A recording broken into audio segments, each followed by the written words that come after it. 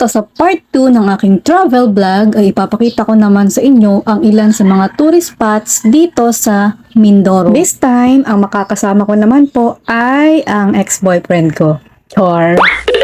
So, change route po ako. Instead of Batangas to Calapan, iniba ko po Batangas to Puerto Galera. At syempre, tuwang-tuwa si Jowa. Ang ganda daw ng probinsya namin. Syempre, wala kaming sinayang na oras. Pahinga lang ng konti and then swimming, banana boat, island hopping. And syempre, picture takings.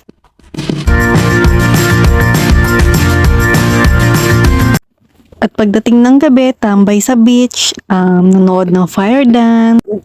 At syempre, hindi kompleto ang nightlife kapag hindi mo natikman ang Mindoro Sling.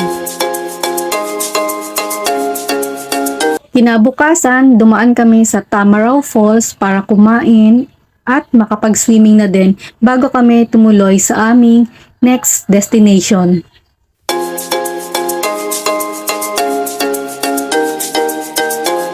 After 2 hours travel from Puerto Galera to Nauhan, so dumaan muna kami sa bahay ng tita ko. At dahil 70th birthday ng nanay ko, kaya isasama natin sila sa Montelago. Kinabukasan, lahat kami maagang nagising para sa preparation ng 70th birthday ng mother ko. At sa probinsya, kapag may handaan, syempre, may katayan ng baboy. Way back 2013, hindi pa uso ang catering sa aming probinsya. At kapag ganitong may handaan ay talaga namang tulong-tulong sama-sama ang lahat. Tcharan! Luto na po ang lechon.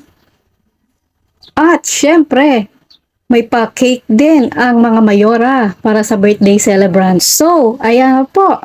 All set na para sa 70th birthday ng aming mother. Wow! Kita nyo naman po, kahit DIY lang ang naging preparation namin sa birthday party ng aming mother, simula sa pag-aayos hanggang sa venue, decorations, ay nagawa naman namin ng bonggang-bongga.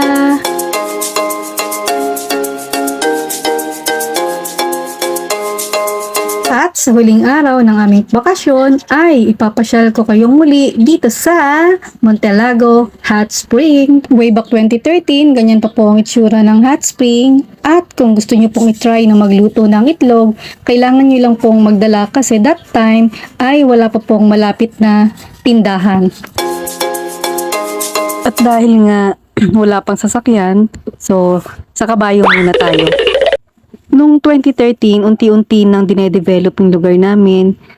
May mga part na pwede nang daanan ng pampasaherong jeep at motor.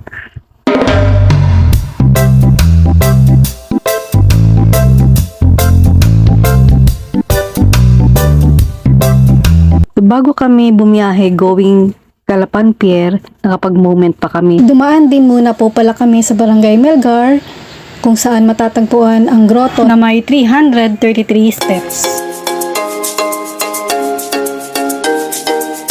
After nga po namin sa grotto ay tumuloy na kami dito sa Calapan Pier, pabalik ng Cavite.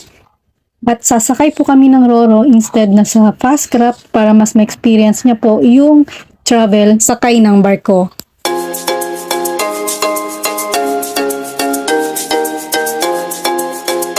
Hanggang dito na lamang po at sa aking pagbabalik ay sino na naman po kaya ang aking makakasama. Salamat!